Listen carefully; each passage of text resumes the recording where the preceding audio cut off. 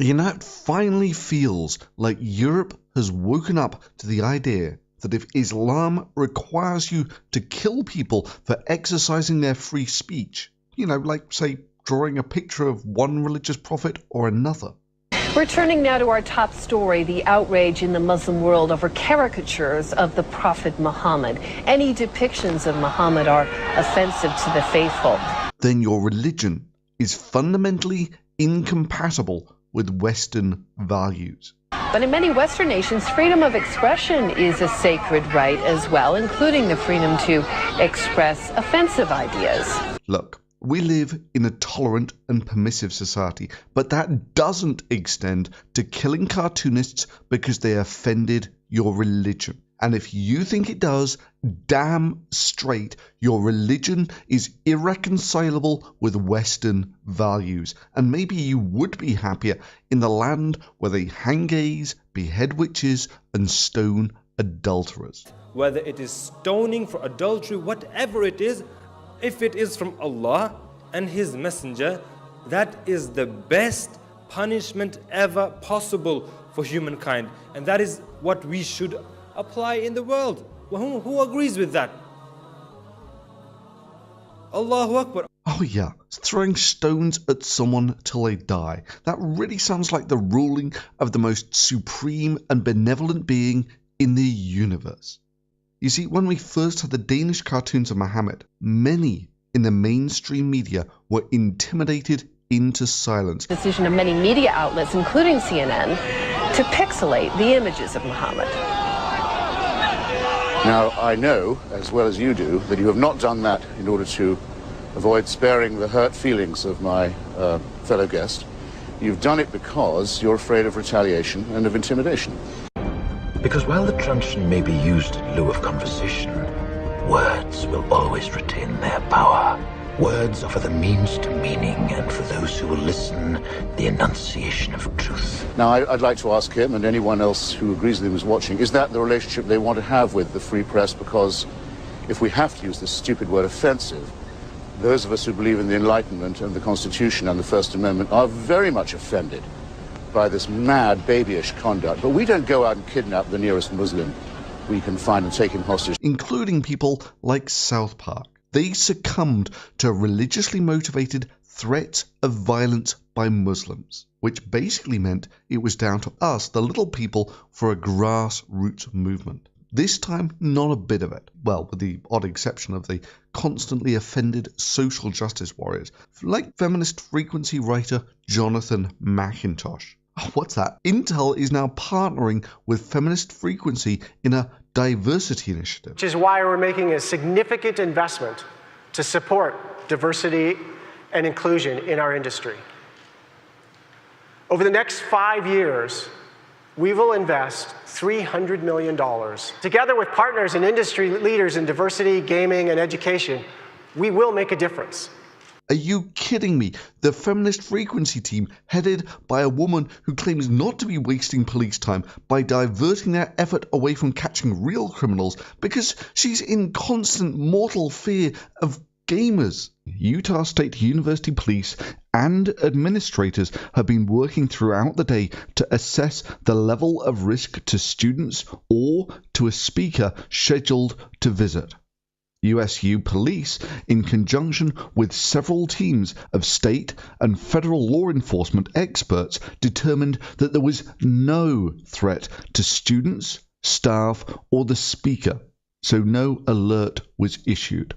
And how terrible it is, because for Anita Sarkeesian, this is the new normal. All that is really required to fulfill the damsel in distress trope is for a female character to be reduced to a state of helplessness, from which she requires rescuing by a typically male hero. Armed escorts at public events, tracking her every move. I'm constantly aware of the fact that there's an enormous amount of hate directed towards me. Because gamers, just like Muslims, have a long and well-established history of killing critics. And this is exactly the same team that actively piss on a movement that thinks that killing cartoonists over controversial opinions is wrong.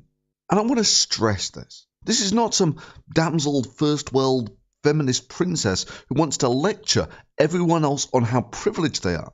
Now, we're not talking about some professional victim looking to get on TV over some threats that the police said posed no threat. We're talking about gunmen actually turning up at a cartoonist's office and gunning people down with assault weapons.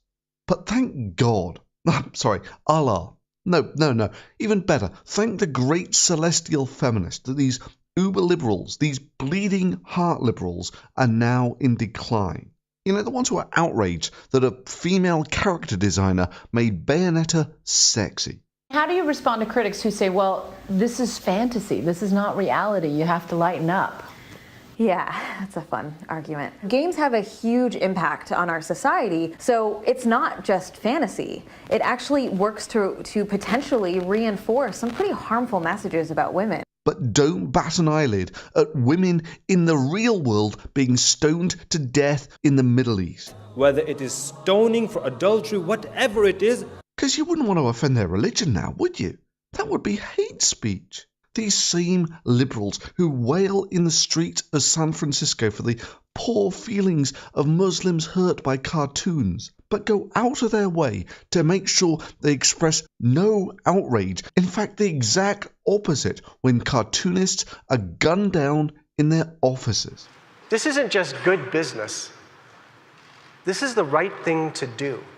Meanwhile, there was an incredible response in France, with millions protesting on the streets of Paris alone. That's like 1/5 of the population of Paris. And 5 million copies of Charlie Hebdo have now been put out with Muhammad on the cover. Now, sure, there are still a bunch of followers of Islam who think that merely drawing cartoons of their prophet means they must kill the cartoonist. And sure, you have a load of people like the Pope saying, yeah, free speech is good, but we shouldn't offend people. If my good friend Dr. Gaspari says a curse word against my mother, he can expect a punch. It's normal. You cannot provoke. You cannot insult the faith of others. You cannot make fun of the faith of others. There are so many people who speak badly about religions or other religions, who make fun of them, who make a game out of the religions of others. They are provocateurs, and what happens to them is what would happen to Dr. Gaspari if he says a curse against my mother. There is a limit. Well, that's a great idea, Pope. I mean, let's explore that. I find the idea of a god asking a father to kill his son as an act of faith offensive. And seeing as this is the act of faith at the core of the Abrahamic religions, that's Christianity, Islam, and Judaism, I guess you're going to have to quit preaching your religion, because I can tell you, I find it offensive. You know, I got to admit that preaching that a man being willing to kill his son because he hears voices in his head as an act of virtue is almost as offensive as advocating that in the middle of an AIDS epidemic, people shouldn't use condoms. But let's be real, this has been an iconic moment. And even the soft, we mustn't offend people social justice types like the BBC deciding that setting the precedent that surrendering your free speech simply because a religion has made people into homicidal killers is maybe not the best precedent to set. While simultaneously you have British Muslims declaring that publishing cartoons of Muhammad is an act of war. Seriously, an act of war. Well, I got news for you. If you judge whether you are winning the war by how many pictures of Muhammad are published, then you're getting your arse handed to you, because there are at least 5 million extra pictures of Muhammad in the world than there were a week ago.